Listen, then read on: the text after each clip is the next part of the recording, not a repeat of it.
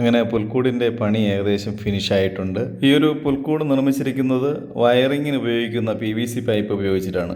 ഈ ഒരു പുൽക്കൂട് എങ്ങനെയാണ് ഉണ്ടാക്കേണ്ടത്, എന്തൊക്കെ സാധനങ്ങളാണ് വേണ്ടത്, പൈപ്പിൻ്റെ പീസ് എത്ര എണ്ണം വേണം, എൽബോ എത്ര എണ്ണം വേണം, അതുപോലെ തന്നെ പൈപ്പുകൾ തമ്മിൽ ബന്ധിപ്പിക്കുന്ന ടീ എവിടെയാണ് കണക്ട് ചെയ്യേണ്ടത്, പൈപ്പിനും ടീയുടെയും ഇടയ്ക്ക് വരുന്ന പൈപ്പ് എത്ര ഇഞ്ച് നീളത്തിലാണ് കട്ട് ചെയ്യേണ്ടത്, ബേസ് ചെയ്യാനുള്ള പൈപ്പ് എത്ര നീളമാണ് വേണ്ടത്, പുൽക്കൂടിൻ്റെ പൊക്കത്തിന് വേണ്ടിയുള്ള പൈപ്പ് എത്ര ഇഞ്ചാണ് കട്ട് ചെയ്യാനുള്ളത്, മേൽക്കൂര തുടങ്ങി പുൽക്കൂടിൻ്റെ മുഴുവൻ വർക്കും ചെയ്യുന്ന ഒരു വീഡിയോ ഞാൻ മുന്നേ പോസ്റ്റ് ചെയ്തിട്ടുണ്ടായിരുന്നു. ആ ഒരു വീഡിയോയുടെ ലിങ്ക് ഞാൻ ഈ ഒരു വീഡിയോയുടെ കൂടെ കൊടുക്കുന്നുണ്ട്. ഈ ഒരു പുൽക്കൂടിന് ബാക്ക്ഗ്രൗണ്ട് സെറ്റ് ചെയ്തിരിക്കുന്നത് തെർമോക്കോൾ ഉപയോഗിച്ചാണ്. തെർമോക്കോളിൽ നമുക്ക് ഇഷ്ടമുള്ള രീതിയിൽ നമുക്ക് ആർട്ട് വർക്ക് ചെയ്ത് ഇതുപോലെ സെറ്റ് ചെയ്യാൻ സാധിക്കും.